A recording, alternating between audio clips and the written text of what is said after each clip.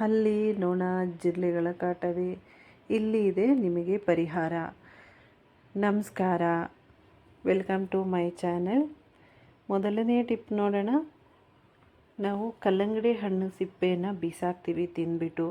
ಇದರಿಂದ ನಾವು ನಾನಾ ರೀತಿಯ ಅಡುಗೆಗಳನ್ನ ಮಾಡ್ಕೋಬೋದು. ಅಡುಗೆ ಅಷ್ಟೇ ಅಲ್ಲ, ನಿಮ್ಮ ಕಾಲು ಕೂಡ ಯೂಸ್ ಮಾಡ್ಬೋದು. ಅದು ಯಾವ ಥರ ನೋಡೋಣ.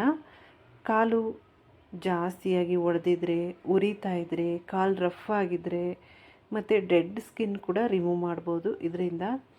ಈಗ ಸಮ್ಮರಲ್ಲಿ ಜಾಸ್ತಿಯಾಗಿ ಕಾಲು ಉರಿ ಬರುತ್ತೆ, ಕಾಲು ರಫ್ ಆಗುತ್ತೆ. ರಫ್ ಆಗೋದ್ರಿಂದ ಕಾಲು ಉರಿ ಜಾಸ್ತಿ ಆಗುತ್ತೆ. ಈ ಥರ ಮಾಡ್ಕೊಳ್ಳೋದ್ರಿಂದ ಕಾಲು ಉರಿ ಕೂಡ ಕಡಿಮೆ ಆಗುತ್ತೆ ನಿಮಗೆ.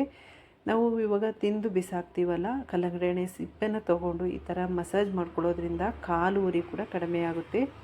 ಇದನ್ನು ನೀವು ವಾರದಲ್ಲಿ 2 ಸರಿ ಮಾಡ್ಕೊಳ್ಳೋದ್ರಿಂದ ಕಾಲು ಉರಿ ಕೂಡ ಕಡಿಮೆ ಆಗುತ್ತೆ. ಹಿಂಡಿ ಎಲ್ಲ ಇವಾಗ ಜಾಸ್ತಿ ಉರಿತಾ ಇರುತ್ತೆ. ಈ ಥರ ಮಾಡ್ಕೊಳ್ಳೋದ್ರಿಂದ ತಣ್ಣಗಾಗುತ್ತೆ ಮತ್ತು ಉರಿ ಕೂಡ ಕಡಿಮೆ ಆಗುತ್ತೆ. ಡೆಡ್ ಸ್ಕಿನ್, ಇವಾಗ ಸ್ಕಿನ್ನೆಲ್ಲ ಡ್ರೈ ಆಗಿರುತ್ತೆ ಜಾಸ್ತಿಯಾಗಿ, ಅದು ಕೂಡ ರಿಮೂವ್ ಮಾಡ್ಕೋಬೋದು ಇದನ್ನು ಹಾಕ್ಕೊಳ್ಳೋದ್ರಿಂದ. ನೋಡಿ, ಇವಾಗ ಎಲ್ಲ ಕಡೆ ಉಜ್ಕೊಳ್ತಾ ಇದ್ದೀನಿ, ಸೈಡೆಲ್ಲ ಪಾದಕ್ಕೆಲ್ಲ ಉಜ್ಕೊಂಡು. ಇವಾಗ ಕಾಲು ಉರಿ ಹಿಂಡಿ ಕೆಳಗಡೆ ಇಟ್ಕೊಳ್ತಾ ಇದ್ದೀನಿ. ನೀವು ಉದ್ದವಾಗಿ ಕಟ್ ಮಾಡ್ಕೊಂಡು ಕೂಡ ಕಾಲು ಫುಲ್ ಇಟ್ಕೊಂಡು ಕೂತ್ಕೊಂಡ್ರು ತಣ್ಣಗಾಗುತ್ತೆ. ಇವಾಗ ಏನು ಕಾಲು ಉರಿತಾ ಇದ್ರೂ ಕೂಡ ನಿಮಗೆ ಕಡಿಮೆ ಆಗುತ್ತೆ. ಬೇಕಾದ್ರೆ ಟ್ರೈ ಮಾಡಿ ನೋಡಿ. ಹೀಗೆ ಇಟ್ಕೊಳ್ಳೋದ್ರಿಂದ ನಿಮ್ಮ ಕಾಲು ಕೂಡ ತುಂಬ ಚೆನ್ನಾಗಿ ಒಡೆದಿರೋದೆಲ್ಲ ಕೂಡ್ಕೊಳ್ಳುತ್ತೆ. ಇವಾಗ ನೋಡ್ತಾ ಇರ್ಬೋದು, ಒಂದು ಕಾಲಿಗೆ ಹಾಕಿದ್ದೀನಿ, ಕಾಲು ಕೂಡ ಒಂದು ಸಾಫ್ಟ್ ಆಗಿದೆ. ಈ ಕಡೆ ಕಾಲು ನೋಡಿ ನಾನು ತೋರಿಸ್ತಾ ಇದ್ದೀನಿ, ರಫ್ ಆಗಿದೆ, ಮುಟ್ಟಿದ್ರೆ ಗಟ್ಟಿ ಕಲ್ಲು ಥರ ಇರುತ್ತೆ. ಈ ಥರ ಇದ್ದರೆ ಕಾಲು ಉರಿ ಜಾಸ್ತಿ ಇರುತ್ತೆ, ನಿಮಗೆ ಕಾಲೆಲ್ಲ ಒಂಥರ ಎಳಿತಾ ಇರುತ್ತೆ. ಈ ಥರ ನೋಡಿ ಹಾಕ್ಕೊಂಡಿದ್ದ ತಕ್ಷಣ ಸ್ಕಿನ್ನು ಒಂಥರ ಸಾಫ್ಟ್ ಆಗುತ್ತೆ ಮತ್ತು ಆ ಏನು ಡೆಡ್ ಸ್ಕಿನ್ ಇರುತ್ತೆ ಅದೆಲ್ಲ ಹೊರಟೋಗುತ್ತೆ ಈ ಥರ ಮಾಡ್ಕೊಳ್ಳೋದ್ರಿಂದ. ಇದನ್ನು ಒಂದ್ಸರಿ ಟ್ರೈ ಮಾಡಿ ನೋಡಿ, ತುಂಬ ಯೂಸ್ ಆಗುತ್ತೆ. ಇವಾಗ ನಿಮ್ಮ ಮನೆಯಲ್ಲಿ ಹಲ್ಲಿ, ಜಿರಳೆ, ನೊಣಗಳ ಕಾಟ ಜಾಸ್ತಿ ಇದ್ದರೆ ನಿಮಗೆ ₹1 ಪ್ಯಾಕೆಟು ಶಾಂಪು ಇದ್ದರೆ ಸಾಕು. ಅದನ್ನು ಇವಾಗ ಯಾವ ಥರ ರೆಡಿ ಮಾಡೋದು ಅಂತ ನೋಡೋಣ.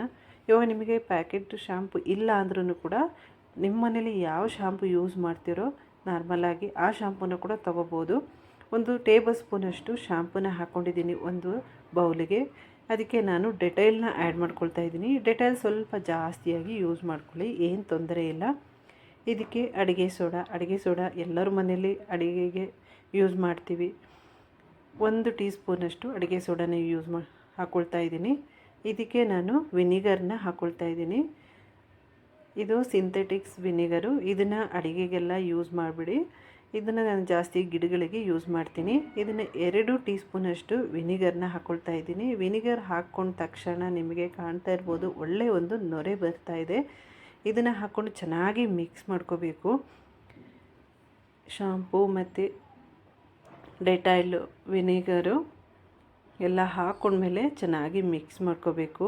ನಾವು ಅಡುಗೆ ಸೋಡಾ ಹಾಕ್ಕೊಂಡಿದ್ದೀವಲ್ಲ, ಅದರಿಂದ ಕ್ಲೀನಾಗಿ ಮಿಕ್ಸ್ ಮಾಡ್ಕೋಬೇಕು. ಮಿಕ್ಸ್ ಮಾಡ್ಕೊಂಡು ಆದಮೇಲೆ 1/4 ಗ್ಲಾಸಷ್ಟು ನೀರನ್ನ ಆ್ಯಡ್ ಮಾಡ್ಕೊಳ್ತಾ ಇದ್ದೀನಿ. ನೀರನ್ನ ಆ್ಯಡ್ ಮಾಡಿಕೊಂಡು ಕೂಡ ಚೆನ್ನಾಗಿ ಮಿಕ್ಸ್ ಮಾಡ್ಕೋಬೇಕು.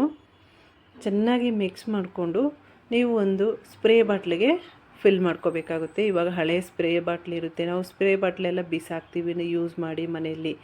ಈ ಥರ ಬಾಟ್ಲಿಗೆ ನಾವು ಹಾಕ್ಕೊಂಡು ಈ ಥರ ಒಂದು ಸ್ಪ್ರೇ ಬಾಟ್ಲಿಗೆ ಹಾಕ್ಕೊಳ್ತಾ ಇದ್ದೀನಿ. ಇದನ್ನು ಫಿಲ್ಟ್ರ್ ಮಾಡ್ಕೋಬೇಕು ಅಂತೇನಿಲ್ಲ, ಹಾಗೆ ಡೈರೆಕ್ಟಾಗಿ ಯೂಸ್ ಮಾಡ್ಕೋಬೋದು, ಏನು ತೊಂದರೆ ಇಲ್ಲ. ಈ ಥರ ಬಾಟ್ಲಿಗೆ ಹಾಕ್ಕೊಂಡು ಫಿಲ್ ಮಾಡ್ಕೊಳ್ತಾ ಇದ್ದೀನಿ. ಈ ಥರ ಮಾಡಿಕೊಂಡು ನೀವು ಯೂಸ್ ಮಾಡೋದ್ರಿಂದ ನಿಮ್ಮ ಮನೆಯಲ್ಲಿ ಜಿರಳೆ ಆಗಲಿ ಹುಡುಕಿದ್ರೂ ಕೂಡ ನಿಮಗೆ ಸಿಗಲ್ಲ.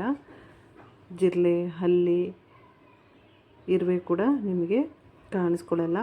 ಎಲ್ಲಿ ನಿಮಗೆ ಜಾಸ್ತಿಯಾಗಿ ಜಿರಳೆ ಬರ್ತವೋ ಅಲ್ಲೆಲ್ಲ ಸ್ಪ್ರೇ ಮಾಡ್ಕೊಳ್ಳಿ. ಡೋರ್ ಹತ್ರ ಮತ್ತು ಬಾತ್ರೂಮ್ ಕಡೆ ನೈಟಲ್ಲಿ ಜಾಸ್ತಿಯಾಗಿ ಬಾತ್ರೂಮಲ್ಲೆಲ್ಲ ಬರುತ್ತೆ, ಮತ್ತು ವಿಂಡೋ ಸೈಡಲ್ಲೆಲ್ಲ ನಿಮಗೆ ಹಲ್ಲಿಗಳು ಬರುತ್ತೆ ಮತ್ತು ಇರುವೆಗಳು ಬರುತ್ತೆ. ಅಂದರೆ ಈ ಥರ ಸ್ಪ್ರೇ ಮಾಡ್ಕೊಳ್ಳೋದ್ರಿಂದ ನಿಮಗೆ ಇರುವೆ ಬರೋದೇ ಇಲ್ಲ, ಇರುವೆ ಎಲ್ಲ ಸತ್ತೋಗುತ್ತೆ. ಈ ಥರ ಸ್ಪ್ರೇ ಮಾಡಿ ಬಿಟ್ಟರೆ ನಿಮಗೆ ವಾರದಲ್ಲಿ 2 ಸರಿ ಮಾಡ್ಕೊಂಡಿದ್ರೆ ನಿಮಗೆ ಇರುವೆಗಳೇ ಕಾಣಿಸ್ಕೊಳ್ಳಲ್ಲ. ಇವಾಗ ಡೋರ್ ಸೈಡಲ್ಲೆಲ್ಲ ಈ ಥರ ಸ್ಪ್ರೇ ಮಾಡಿಕೊಂಡು ನೋಡಿ. ಮತ್ತು ಗಿಡಗಳಿಗೆ ಕೂಡ ಯೂಸ್ ಮಾಡ್ಕೋಬೋದು. ಗಿಡದಲ್ಲಿ ಇರುವೆ ಎಲ್ಲ ಜಾಸ್ತಿ ಇದ್ದರೆ ಗಿಡಕ್ಕೆ ಕೂಡ ಯೂಸ್ ಮಾಡ್ಕೋಬೋದು. ಈ ವಿಡಿಯೋ ಇಷ್ಟ ಆಗಿದ್ದರೆ ಲೈಕ್, ಶೇರ್, ಸಬ್ಸ್ಕ್ರೈಬ್ ಮಾಡ್ಕೊಳ್ಳಿ. ಅಲ್ಲೇ ಪಕ್ಕದಲ್ಲಿರುವ ಬೆಲ್ ಐಕನ್ನ ಕ್ಲಿಕ್ ಮಾಡ್ಕೊಳ್ಳಿ. Thank you.